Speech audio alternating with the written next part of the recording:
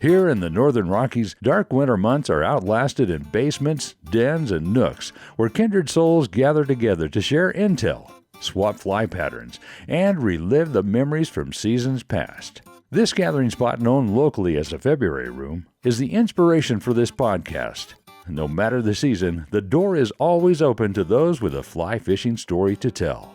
Brought to you by CD Fishing USA, the North American distributor for composite development fly rods and accessories. 40 years of Kiwi ingenuity and graphite technology now available at cd-fishing.us or your local CD USA dealer. Follow us on Instagram, YouTube, and Facebook. And remember to go fishing. Here's your host, the Carnops, and this is the February Room. Well, it may be cliche, but the fly fishing industry is a pretty small world. I first met my guest today about 20 years ago when he came into my fly shop looking for a guide job. Now our paths cross again, and he is the manager of a legendary fishing lodge in Belize. Damien Nurre, long time no see, man.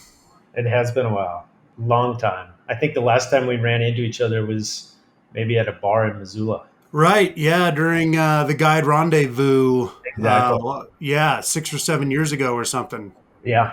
Well, I'm hoping you can roll back the clock for us a little bit and kind of give me some insight into what it was like working for a tyrant all those years ago on the Deschutes River in Central Oregon. Yeah, I mean, I think, I first came in and got, the way we got introduced was through our mutual friend, Mike Barber. Right, who's back guiding on the Deschutes, incidentally. I don't know if you knew that. I did not know that, but good for him.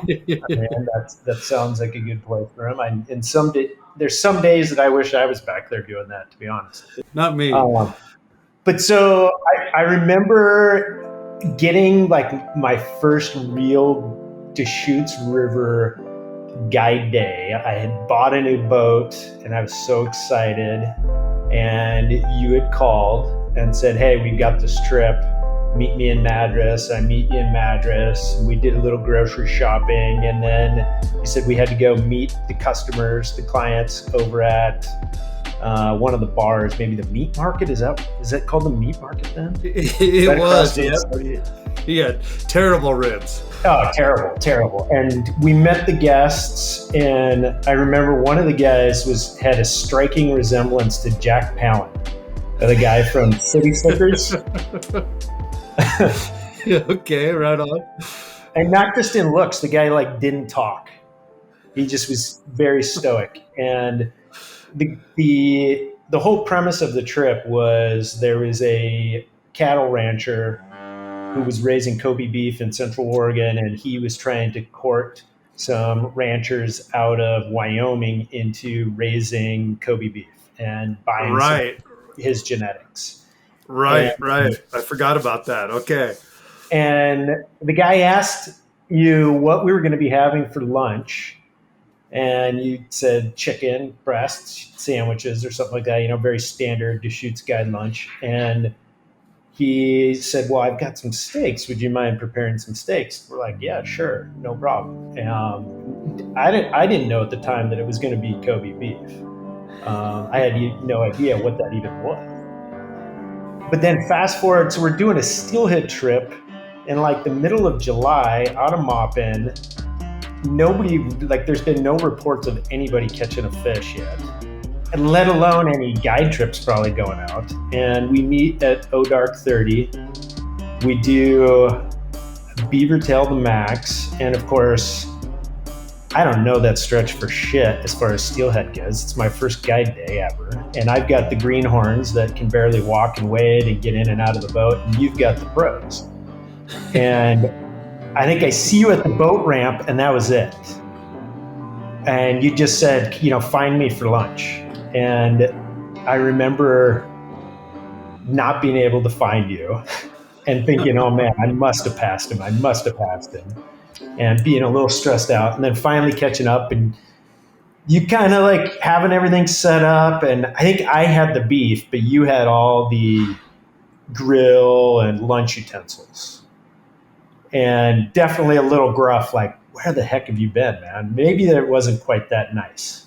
But I remember, so we ended up having some Kobe beef, and they had like every cut, and it was just a really amazing lunch. And we basically, all we ate for lunch was beef and nothing else. And then the fishing, it was like blazing hot. So you're like, hey, let's just go ahead and take out, and we'll do an evening float up through town.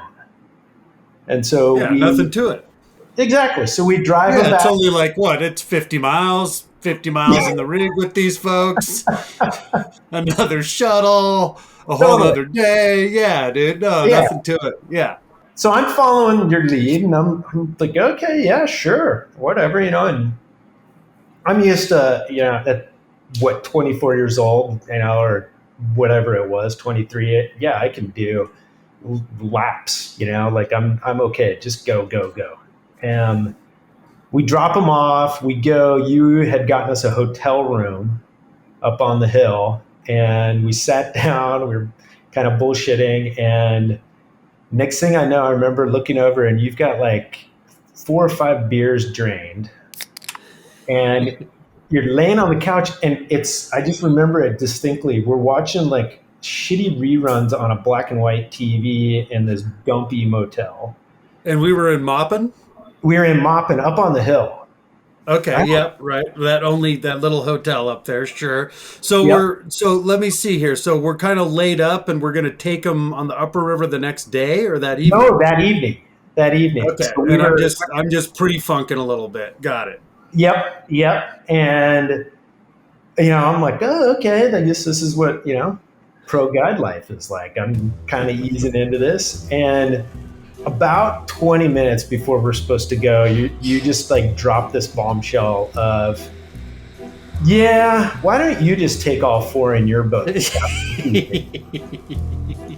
I'm kind of thinking, oh, okay, sure. Is that legal? Like, can I put that many people in my boat? I don't even know if that's possible. And you're like, oh no, man, you got this. It's flat water, no big deal. And so you drove us up, we put the boat in, I piled all 4 of them in, and then you ran my shuttle, if I remember. Well, there you go. I mean, who was going to do that? Yeah, no doubt, man. You were an ace all the way around. Team effort. Definitely. And I do remember going down and getting Dons and Lolas and figuring, okay, like I can at least have all 4 of these people out. And had all 4 of them stretched out in Dons and Lolas, and 2 of them, it really didn't matter because they weren't getting anything past their bootlaces anyways. And the 2 gentlemen that actually knew what they were doing, I think they were starting to sniff out some bullshit, but I'm not totally positive. But there you go. And I ended up surviving. I put them all in my vehicle and got them dropped off at their hotel. I'm pretty sure they greased me a little bit. And that was it, man. And I was off to the races after that, as far as my guide days or my guiding career. Well, there you go, man. I mean, all's well that ends well. It sounds like a pretty professional outfit.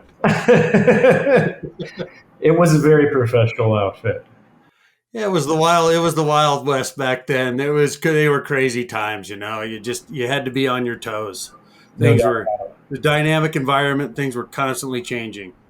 The interesting thing is when I look back at those days, man, there's so few of the guides on the Deschutes still to this day. It sounds like Barber's back, but I mean, I think back, maybe only Brandon and Corey are still doing it.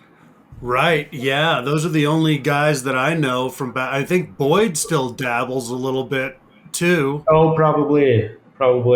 Yep. Yep. I talked to him a while ago, and he was kind of trying to figure out another path in life, but I'm not sure he's navigated that yet. I don't really know. Yeah. But no, most of those guys are gone, and a lot of those guys we worked with were in their 50s and 60s back then.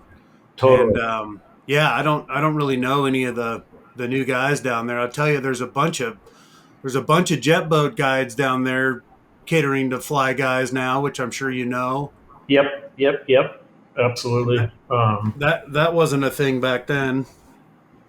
It's almost all fly jet boaters. It seems like there's not as many of the gear guys. It's been years since I've been in that lower river, though. Yeah, there's Staples is still down there. Yeah. But yeah, for sure. I went down there last October. I hadn't been back in a while, and yeah, there was 4 or 5 jet boat guides that came by with fly fishing operations. Cool. How many Right. years did you guide on the Deschutes after that? Because I left. I don't know. I left in '05 or something. '04, I think. Yeah. I think my total time on the Deschutes was 17 years. Whoa, you Yeah. were there a long time. I was, I remember one time going into one of the fly shops, actually the fly shop in Redmond, and I walked in and there was a new guy behind the desk and didn't really know him and was like ripping between back-to-back multi-days. And this was probably like year, I don't know, 12 or 13 or something like that. And I put my flies and tippet or dry shake or gink or whatever the supply was that I was desperate to have for the next round. And I asked the guy, well, hey man, do you guys give a guide discount? And he's like, well, who are you? And I gave him my name. He's like, oh, you're one of the old timers. And I just started that exact response. I started laughing like, man, I am not one of the old timers. Trust me. There's guys that have been doing this a lot longer than me. Well, and then you had your own outfitting business and your own permit at that point, right? Yeah, at that point, I actually had permits on the Deschutes, the Crooked, and the High Lakes. I had the forest. Oh, wow. The trifecta. Yeah. We Deep Canyon Outfitters was the name of that one, and that was a fun little deal, man. I mean, we rocked it and rolled it. I mean, during salmon fly hatch, it was pretty common for me to have 2 camps running at the same time, where we would literally, the camp wouldn't move, just the bagger would move. We did that a couple of times. To some of the other outfitters' chagrin, they weren't always too happy with us, but it's the way it goes, I guess.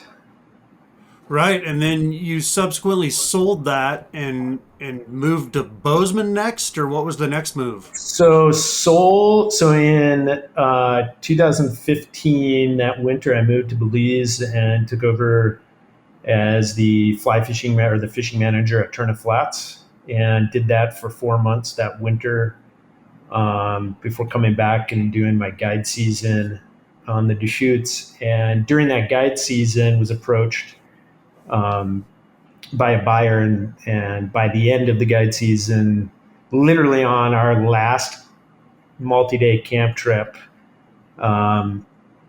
we had reached a deal over sat phone. How cool is that? How funny is that?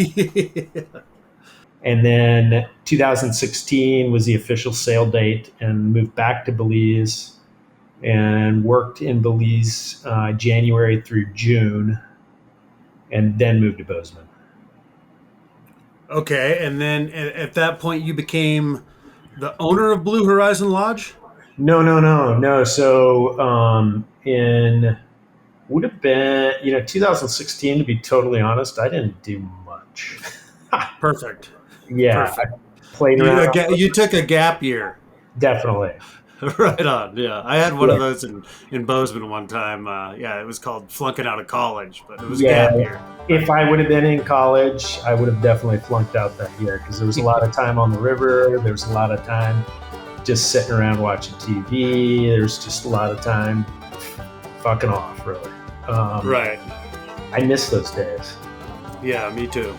And then a good friend of mine and we started a consulting business called C4 Outdoor. And that's when I got involved with Blue Horizon and their parent company called Muyono.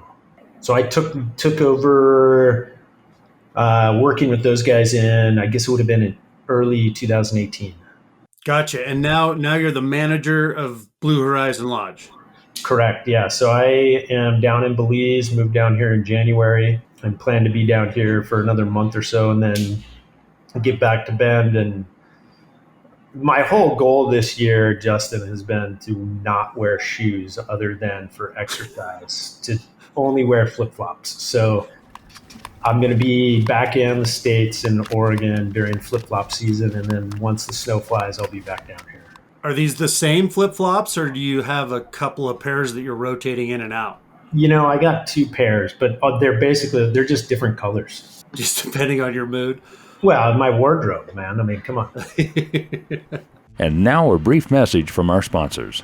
High-performance graphite shouldn't break the bank. Check out the Tamer brand of fly rods for composite developments, available in 5, 6, and 8 weight. An unbelievable value at $199, Tamer 4-piece fly rods deliver smooth cast and precise presentation. Our Tamer kits include a Fly Lab pulse reel and weight forward fly line. A river-ready kit for under $300. Go to cd-fishing.us or visit a CD dealer in Idaho, Montana, or Wyoming. And remember to go fishing. Awesome. The Blue Horizon Lodge has been there since 1997. Is that accurate? Yeah. So in 1997, Lincoln Westby and his wife Perline, that's when they opened it. They had purchased the property or started leasing the property, the island, Northeast Key, probably for a year or so before that. And it took them a while to build up the island. It's a great story to listen to Lincoln talk about how they would bring out a punga load of sawdust. And the reason why they would bring out sawdust is because they could triple the volume of material versus bringing out sand or dirt. And so they would bring out sawdust and lay that down as a base layer to establish this island. And then on top of that, they put old car tires. And then on top of that, they put sand. They brought sand out in sandbags, and then they would fill in the island. And wow. And to this day, when we do any posting of pylons or new beams to new supports for the new buildings, it's not uncommon for us to hit tires or other items that basically are the foundation of the island. So the foundation is sawdust, tires, and sand. Yeah, sawdust, tires, and sand. But I mean, it's now there's been so many different layers of material that have been put on top, different layers of mud and different storms that have come through and deposited more mud and sand and things. Only in some places would you actually hit some of the weird old remains of what he put down. And how big is that island? We're at 3 acres. Well, the entire island is much bigger than that. I think it's about 15. The part that we own, the parcel that we currently own, is just over 3 acres. I think it's 3.1 or 3.2 acres. And it's of the island. The rest of the island is basically just mangrove. There's really no dry land. Gotcha. And so that was built there, strategically located to be amongst all those great permit and bonefish flats, right? Mainly the permit flats. It is, you can take a 3-minute boat ride and be casting to tailing fish. And there's mornings that we'll wake up or afternoons that I'll be walking around the island, and I'll just glance over and there'll be a fish tailing right in front of the lodge. The other thing is we've got really fantastic coral system, and right off the edge of the coral, the reef right in front of the lodge, there's deep water, and when it's flat calm, there's a resident school of tarpon that live there, and there's got to be fish that migrate through, because about a month ago, we had a week of just flat calm in the morning, and every morning they'd be out there rolling, and there was probably 200 fish, maybe not quite that many, but there was a lot, man. A lot of tarpon. Yeah, my buddy Sam Lundgren was down there around that time and said that, yeah, it was crazy with the amount of tarpon that were right in front of the lodge. Yeah, so he was actually part of one of the first groups they had really terrible weather, and they came back in kind of early, and because it was brutal. I mean, just atrocious weather, rain and wind. And as they got in, within 10 minutes of them being on the island, it just went dead calm. Beautiful, not real sunny, but the clouds got real high. And as I'm catching up with their guide for the day, just doing a debrief, like, hey, did you see that? It's like, huh. We look out and tarpon roll again, roll a third time. He's like, man, I gotta go get these guys. And so he went and rousted them. They went out, and I think they jumped 5 within like 10 casts. It was pretty cool. And then from then on, for a good month and a half, the guides would get up early and go do that, and had very productive fishing. The last month or so has been very windy, and so they haven't been able to target those fish recently. Gotcha. That's awesome. And you have recently refurbished that lodge, correct? Yeah. So Muyano, the parent company, we purchased Northeast Key from Lincoln and Perline in 2019. Spent we did that in May of 2019. Started rebuilding, refurbishing that island. So we basically, any building that was salvageable, or any part of any building that was salvageable, we salvaged. And then anything that wasn't salvageable, we rebuilt on the same footprint. So it's pretty cool. There's a few of the buildings there that are the original housings, shells, and then we've beefed them up and resupported them, and added air conditioning, added hot water, which that wasn't a thing that was always available on the island. The previous version of Blue Horizon was very much just a fish camp. It was about its location, and it was about hardcore permit fishing, and that was about it. And our entire goal has been to retain that aspect, but let's face it, today's traveling angler wants a little bit more creature comforts. Right. And you mentioned the surname Westby, which is synonymous with permit fishing and permit guiding in Belize. Can you give me a little history on the Westby family?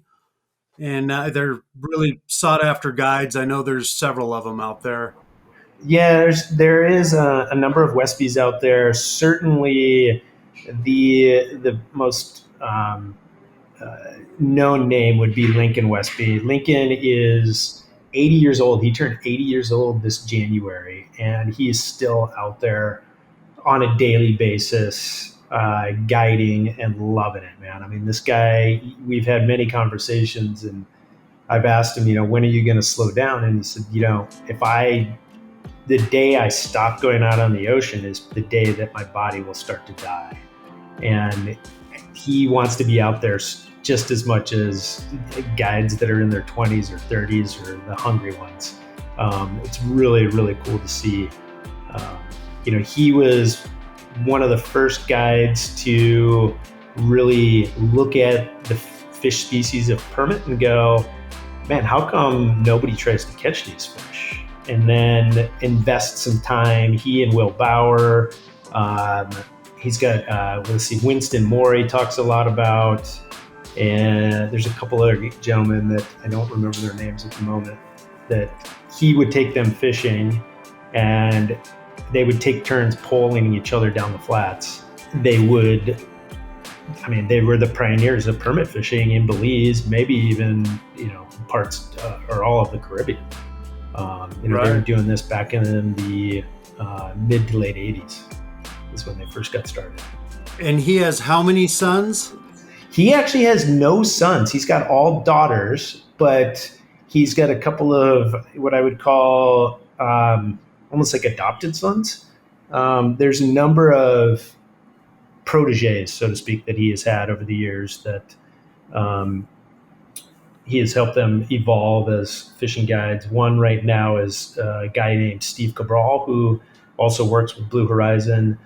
Steve is, one of the hardest working, most knowledgeable guides out on the flats these days. And a lot of that has to do with Lincoln's tutelage over the years.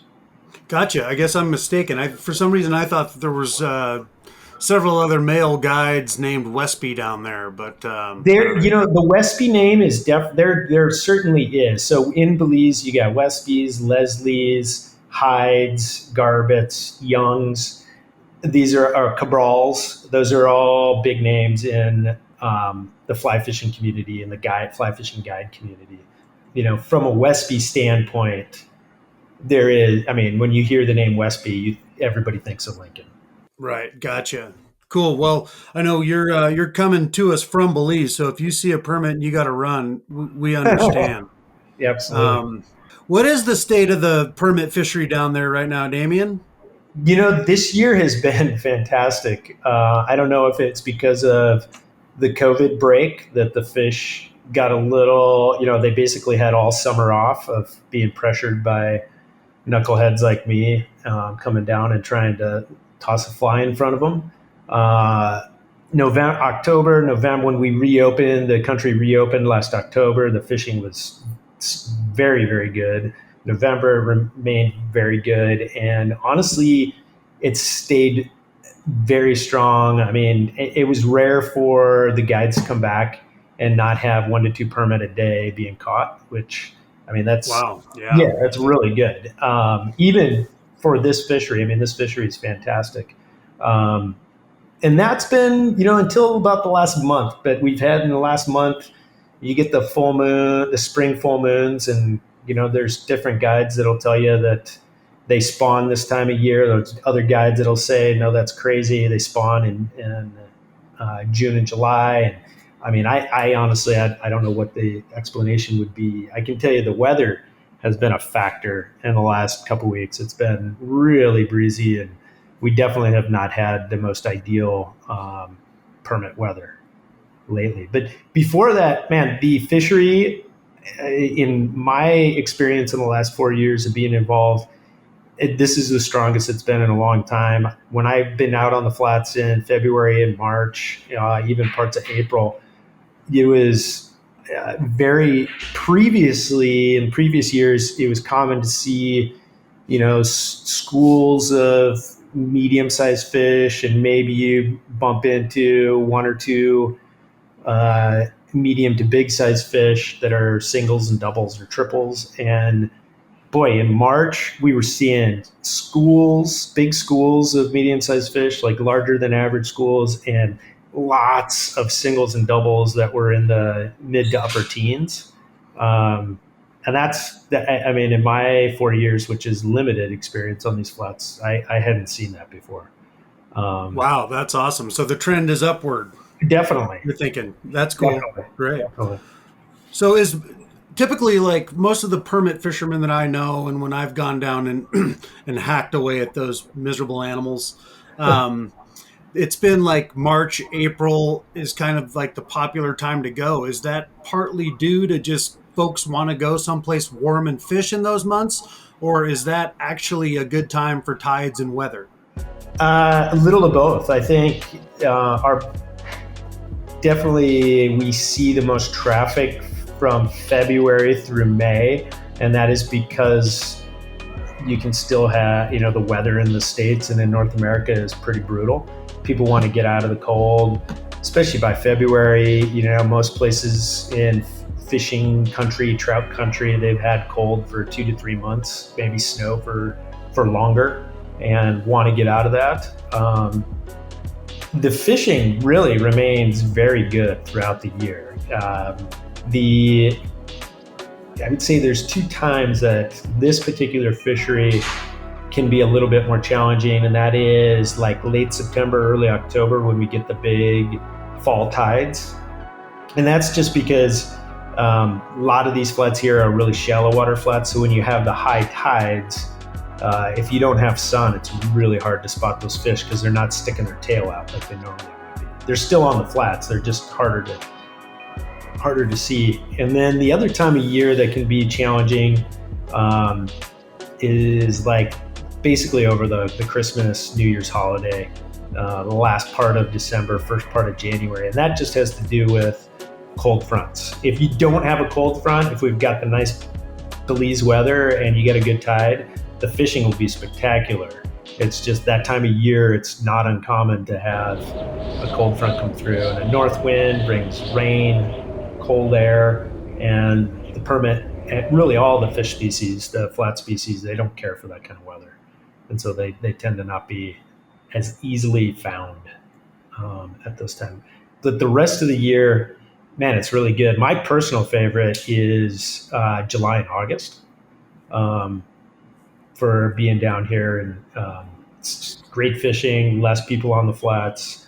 So there's a lot less fishing pressure. There's great tides, and there's big tarpon around. Typically, there's the big migratory tarpon are around too that time of year.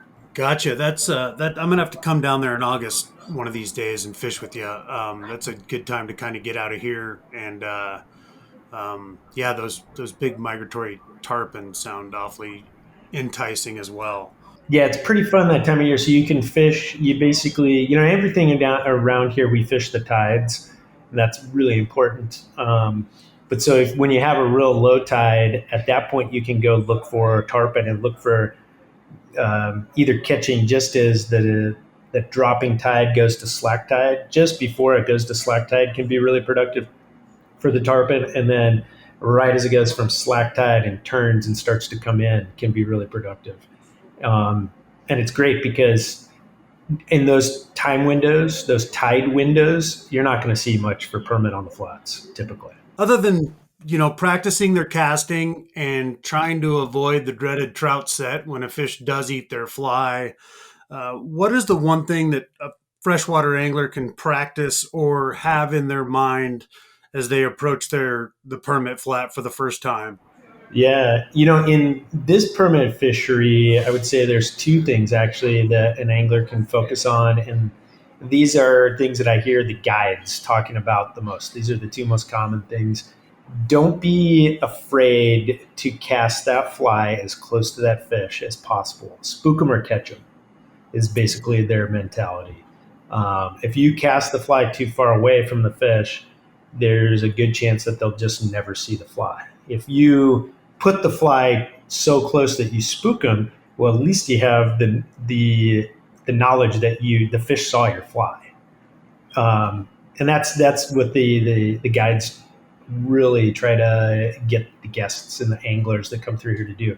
The other thing is this fishery and really southern Belize, don't move the fly as much as you want to. A lot of people want to strip that fly pretty quickly, and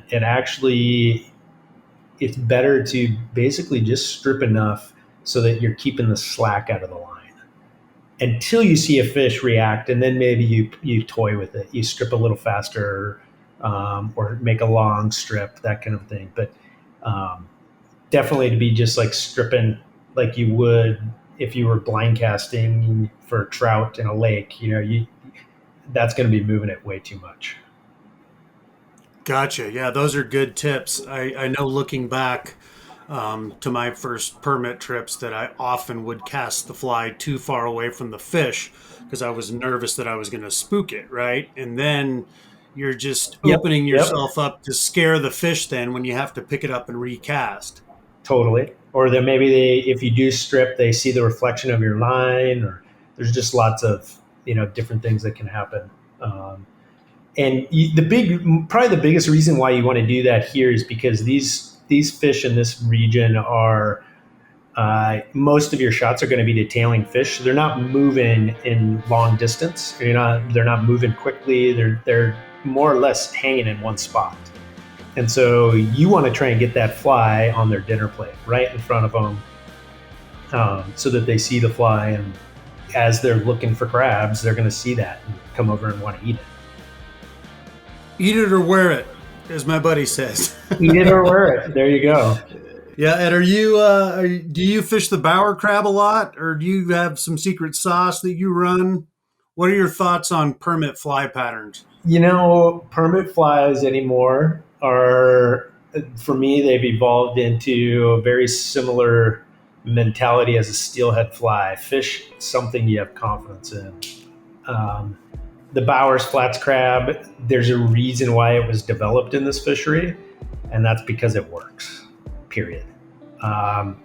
So a flats crab, Bowers Flats crab in tan or olive, good chance those are going to be on the end of my line. I'd like the contraband. I've had some good luck on a contraband crab. Camel crab, had good luck on those. And if you were to look at all of those three different flies, they're going to have one thing in common. It's going to be stiff rubber legs. Just a little subtlety. That's I'll have to look for that contraband fly. I haven't seen that one. Are you tying anymore, or you don't have time for that now with everything you got going on? At one point, I know you had some pattern. Yeah. You had some patterns available commercially with Montana Fly Company. Yeah, I did, and I think they still. I mean, I get a 1099 from them every year saying I've got a certain amount of royalties. So I think they're still selling some of those patterns, but the reality is I haven't had time to get behind a vise in a long time. After starting a few businesses and spending more time on computers, doing payroll and bookkeeping and sales and marketing and all of it, I just, the fly tying thing has escaped me. Yeah, it's enough sitting down for one guy. Yeah. Well, Damien, what's the best way for folks to reach you and learn more about Blue Horizon and your operation down there? Definitely the website. We've got a great website. BlueHorizonBelize.com is a great way to learn about our operation. Contact information will be on there. Email is really good. So just info at BlueHorizonBelize.com. And you can also find a 1-800 number on our website that I don't have committed to memory. Otherwise, I'd spiel it off right here. That's a great way to reach us. Awesome. And can you leave us with your best permit day? Best permit day. I mean, I've had a few days. Actually, here's a good story. So this was my second day of flats fishing ever. I was hosting a trip here in Belize at El Pescador, and day one had gone out, caught some bonefish, thought that was cool. Day two, told the guide, hey, let's go try for a permit. He's like, ooh, okay, well, don't get your hopes up. And we got on the flat, and within maybe 10 minutes of being on the flat, there's two fish that are cruising by. He spots them. I make a terrible cast because I'm all nervous and jittery and my legs are shaking and totally got buck fever, and they spook off. And maybe 2 minutes later, on the exact same trajectory, same line, here comes a single, and I make basically the same cast. The guide doesn't see any of this. Next thing he knows, I'm like, hey, I got one, and I'm hooked up and the thing's running off, and I end up landing maybe a 10-pound permit, less than 30 minutes into the day. And jeez, I know. So I'm like, oh, this is sweet. Belize, I love this place. Float around down the flat. We encounter a big school of permit. I catch another one. We go down a little bit further. There's some bonefish tailing. Catch a bonefish. Now the guide's like, man, maybe we should go for a tarpon. So we go look for a tarpon. Ended up landing a tarpon all before 11 a.m. So I've got two permit and a grand slam before 11 a.m. And naive guy, second day on the flats, reading all the marketing about Belize. I thought this was like a daily thing. I thought this was just like common. Get back to the lodge. The lodge manager at the time comes up, greets us. How was your day? I'm like, oh man, it was great. got a grand slam today. He's like, no, you didn't. Like, yeah, man, I did. It's like, do you even know what a grand slam is? I'm like, yeah, bonefish, permit, and tarpon in the same day. Kind of looks at me, he's like, well, what did you catch? I'm like, got 2 permit, a bonefish, got a tarpon. We actually jumped a couple. And he just kind of paused, and he's like, what's your guide's name? So I told him the guide's name, and he went and called the guide because he didn't believe me. Just to verify your story. Yeah. He didn't believe you. Yeah, and then he comes back later and apologizes and tells me, I'm really sorry. We haven't had a grand slam here in like a year and a half. That's why I didn't believe you. Jesus, how awesome is that? It was pretty cool. Yeah, the rest of the week, the fishing was pretty mediocre at best, but still a memorable experience. Unbelievable, man. I had a 2 permit grand slam. 2 permit grand slam. Why is it called a grand slam? And a grand slam is 4 runs. Yeah, man. But there's only 3 fish. I'm sure I'm not the first person that's asked you that. I mean, I don't have the history or the knowledge to be able to explain that. I mean, my understanding is it doesn't have to get a grand slam too. You don't have to catch bonefish, permit, and tarpon. You at one point, I think a mutton snapper and a snook were included in there. So if you caught 3 of those 5 species, it was called the grand slam. If you caught 4, it was called a super slam. Still doesn't make any sense, but oh well. Yeah. Oh well. All right, man, onward. Hey, thank you so much for chatting with me today. It was great catching up, and I'm going to get down there and see you one of these days, man. Go to thefebrairyroom.com where you can access a complete library of our podcast and read more about our guests, their fishing stories, and favorite fly patterns. We're always looking for exceptional fly fishing yarns, and if you have one to spin, shoot us an email at info@thefebrairyroom.com. The February Room is always free, but if you feel like throwing a nickel in the pond, we appreciate any additional listener support. For companies and individuals interested in sponsorship opportunities, please contact us for our media kit. Thanks for stopping by the February Room, and we'll see you down here next week.